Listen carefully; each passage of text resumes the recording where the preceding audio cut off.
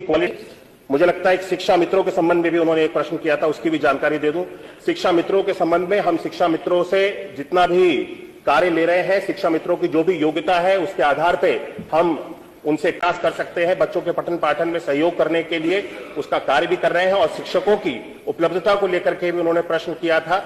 मैं बताना चाहता हूं कि हमारे पास पर्याप्त शिक्षक है। लिखित में आ गया होता जो उन्होंने पढ़ा है तो सही बोल रहे हैं कमाल अख्तर जी की वो सारा का सारा मैटर जो है कंसाइज हो जाता। मेरा अनुपूरक है बस लास्ट आपसे ये कि आपने शिक्षा मित्रों की बात की और मैंने ये भी बताया कि 1,60,000 शिक्षा मित्रों में 50% ऐसे हैं जो टेट और सीटेट क्वालिफाइड हैं। तो मेरे क्वेश्चन में पहला ये कि जो आप ट्रेनिंग की बातें कर रहे हैं, जो आपने सारी बताई बट लिखित मेरे पास नहीं आई थी, इन ट्रेनिंग्स में क्या शिक्षा मित्रों को भी ट्रेनिंग दी गई है? क्योंकि उन्हें आपने जिम्मेदारी दी है बच्चों को पढ़ाने की, अगर नहीं दी गई है कि तो क्यों नहीं दी गई? दूसरा मेरा क्वेश्चन आपसे ये है कि आपके विभाग का 23-24 और 24-25 का जो बजट है उस जो रहे हुए थे उनकी भी स्थिति में क्या शिक्षा प्रेरकों की जो मानदेय है सरकार उनको देगी, और साथ ही साथ जो हमारे शिक्षा मित्र हैं उनको ट्रेनिंग और समायोजन की बात करेगी? जो क्वालिफाइड है, जो सीटेट और टेट क्वालिफाइड है, उनको क्या समायोजन की बात करेगी?